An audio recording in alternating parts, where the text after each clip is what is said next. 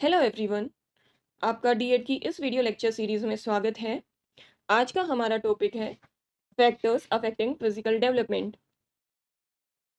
आपके पीवाईक्यू भी आया हुआ है, describe the factors affecting physical development of the children. ठीक है, चलिए शुरू करते हैं। सबसे पहले देखते हैं कि फिजिकल डेवलपमेंट होती क्या है।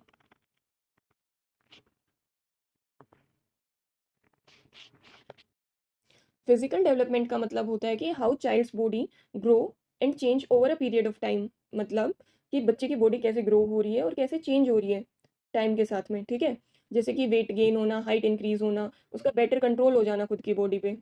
ओके, तो सबसे पहले आप डेफिनेशन लिख के आना, डिफाइन कर देना उसको। फिर देखते हैं कौन कौन से फैक्टर्स हैं जो उसको अफेक्ट करते हैं। फैक्टर्स, कुछ एक्सटर्नल फैक्टर्स हैं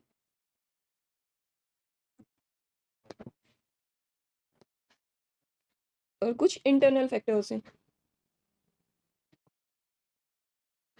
एक्सटर्नल फैक्टर्स में तो क्या आ गया, एनवायरनमेंट हो गया,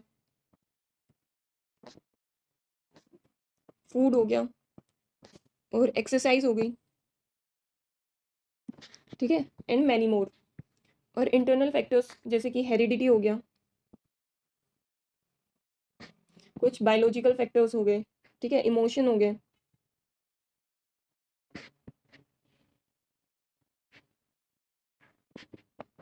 चलिए इनको एक एक करके अच्छे से देखते हैं। External factors, first one is environment. जो एनवायरनमेंट है वो बच्चा जब गर्भ में होगा, जब वूब में होगा, तब से ही अफेक्ट करने लग जाएगा, इन्फ्लुएंस करने लग जाएगा। ये किस किस पे डिपेंड करेगा, जब बच्चा वूब में होगा तो मदर की कंडीशंस पे डिपेंड करेगा। जैसे मदर की फिजिकल या मेंटल कंडीशन क्या है। ठीक है, मदर को एक क्वालिटी और क्वांटिटी न्यूट्रिशन मिल रहा है कि नहीं मिल रहा है, उसको प्रॉपर फूड मिल रहा है, और डिलीवरी किस टाइप की हुई है, एबनॉर्मल हुई है मीन्स सी सेक्शन कट के हुई है, नॉर्मल डिलीवरी हुई है। तो जब बच्चा वूब में होगा तो इन सारे फैक्टर्स पे डिपेंड करेगा। ठीक है, और आफ्टर डिलीवरी तो बच्चे को किस टाइप की कंडीशन मिल रही है, उसको क्लीन एनवायरनमेंट मिल रहा है, उसको प्रॉपर वाटर मिल रहा है, उसको न्यूट्रिशियस फूड मिल रहा है कि नहीं मिल रहा। इन बहुत सारी फैक्टर्स पे डिपेंड करेगा कि बच्चे की ग्रोथ कैसे होगी। ठीक है, और अगर बच्चे को एक पुअर और अनहेल्दी एनवायरनमेंट मिलेगा तो बच्चे की जो ग्रोथ है वो स्लो डाउन हो जाएगी। ठीक है, second is love and affection. जो लव और अफेक्शन है वो एक फाउंडेशन स्टोन माना जाता है प्रॉपर फिजिकल ग्रोथ या मेंटल हर टाइप की जो ग्रोथ है उसके लिए एक फाउंडेशन स्टोन माना गया है।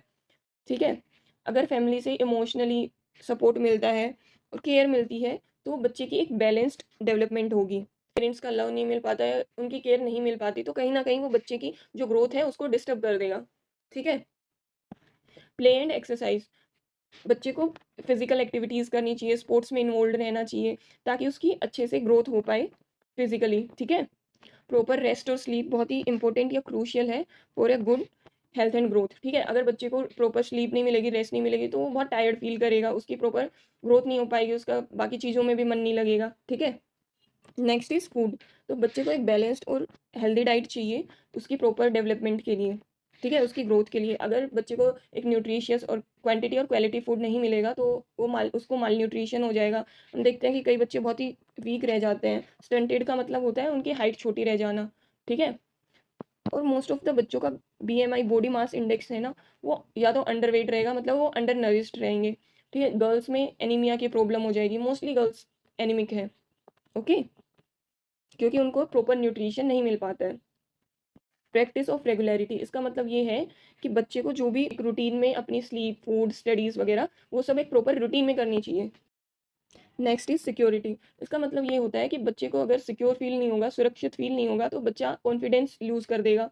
सेकेंड चीज़, उसकी ग्रोथ को एक नेगेटिव वे में हैम्पर करेगी, इफेक्ट करेगी। ठीक है, अगर बच्चे को ये है कि सेंस ऑफ सिक्योरिटी है तो बच्चे का कॉन्फिडेंस भी इंक्रीज होगा और उसकी जो उसको सेफ भी फील होगा। ठीक है, अब देखते हैं कि इंटरनल कौन कौन से फैक्टर्स हैं जो कि बच्चे की ग्रोथ और डेवलपमेंट को इफेक्ट करेंगे।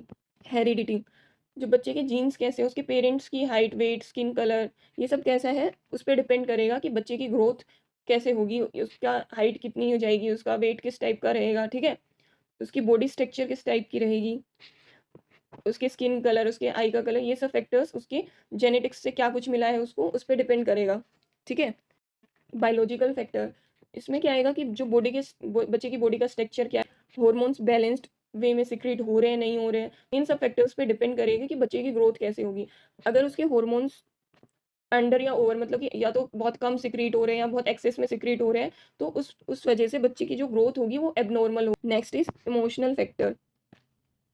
ठीक है, अगर कोई बच्चा बहुत ही एक्सेस में, उसको बहुत ज़्यादा डर लगता है, एनजाइटी होती है, स्ट्रेस, जेलसी, ये सब नेगेटिवली इम्पेक्ट करती है बच्चे की ग्रोथ को। ठीक है, और जो पॉजिटिव इमोशंस होते हैं ना, वो बच्चे की ग्रोथ में हेल्प करते हैं, सपोर्ट करते हैं, बच्चा ठीक से ग्रो कर पाता है।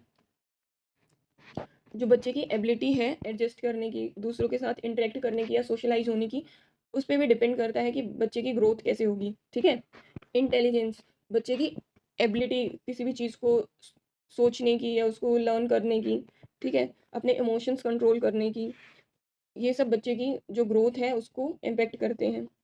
और दूसरे फैक्टर्स जैसे बच्चे की फैमिली का स्टेटस क्या है, ये बच्चा किस क्लाइमेटिक एरिया में रह रहा है, उसको कोई डिजीज तो नहीं है, कौन से सोशल ट्रेडिशन फॉलो कर रहे हैं, बच्चे की फिजिकल ग्रोथ है, उन सबको इम्पेक्ट करते हैं। ठीक है, ये सब मैंने आपको समझाने के लिए बताया है। आप इस लेक्चर को देख के, और आपको सिर्फ ये याद रखना है, एग्जाम में आपको सिर्फ इतना सा लेके जाना है, अंदर का मटेरियल तो आप लिख ही लोगे, आपको सिर्फ सब हेडिंग्स याद रखनी है। इंटरनल फैक्टर्स में आप लिख लेना हेरिडिटी।